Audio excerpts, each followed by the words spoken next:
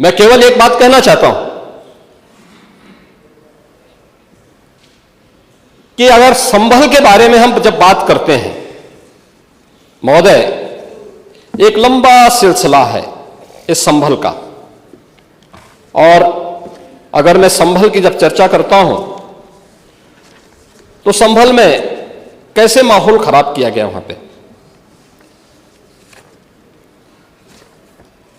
ये संभल में दंगों का जो इतिहास है 1947 से ही प्रारंभ होता है। 1947 में एक मौत होती है, 1948 में 6 लोग मारे जाते हैं, 1958 में भी दंगा होता है, 1962 में भी दंगा होता है, 1976 में भी 5 लोगों की मौत वहां पर हुई थी, और 1978 में 184 हिंदुओं को सामूहिक रूप से जला दिया गया था। 184 हिंदुओं को हत्या हुई थी, हिंदुओं की हत्या हुई थी और जलाया भी गया था, और 184 हिंदू मारे गए थे वहां। 184। मैं वही तो कह रहा हूं ना, आप उस सच को स्वीकार नहीं करेंगे, आप उस सच्चाई को स्वीकार नहीं करेंगे, और लगातार कई महीनों तक वहां कर्फ्यू था। 1980 में फिर दंगा हुआ था, एक मृत्यु हुई। 1982 में फिर दंगा हुआ, एक मृत्यु हुई।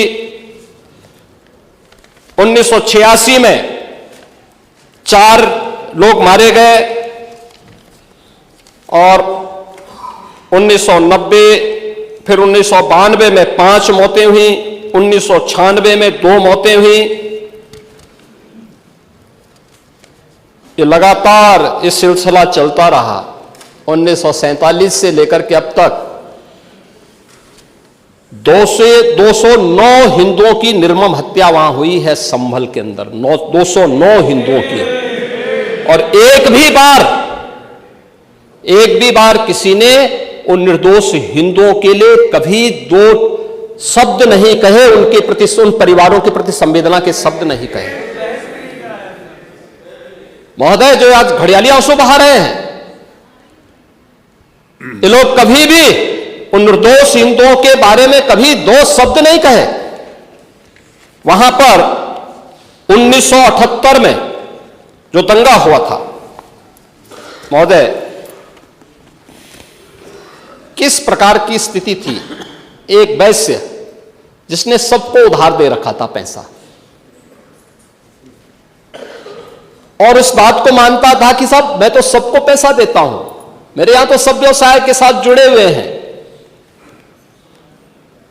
अगल बगल के हिंदू दंगा होने के बाद उनके घर में इकट्ठे होते हैं। इकट्ठा होने के बाद उनको घेर लिया जाता है। घेरने के बाद वो बोलते हैं, भाई आप हमें क्यों घेर रहे हैं? कहा जाता है, नहीं, क्योंकि तुम इन हाथों से पैसा मांगोगे, इसलिए उनके हाथ काटे जाते हैं, फिर उनके पैर काटे जाते हैं, और फिर उनका गला रेंत करके हत्या होती है। ये लोग सौहार्द की बात करते हैं, शर्म नहीं आती इन लोगों को सौहार्द के बारे में चर्चा करने की। 1978 से जो मंदिर आज निकल रहा है, 1978 से इन लोगों ने कभी खोलने नहीं दिया उस मंदिर को, जो आज बजरंगबली का मंदिर निकल रहा है। जो वहां पर आज 22 कुएं किसने बंद किए थे, इन 22 कुओं को भी वहां पे बंद किया गया, और वहां का माहौल इतना तनावपूर्ण किसने बनाया था? ये पत्थरबाज कौन थे? एक भी गिरफ्तारी बिना साक्ष्य के नहीं हो रही है। और याद रखना, जिसने पत्थरबाजी की होगी, जिसने माहौल खराब किया होगा, उसमें एक भी बचने वाला भी नहीं है,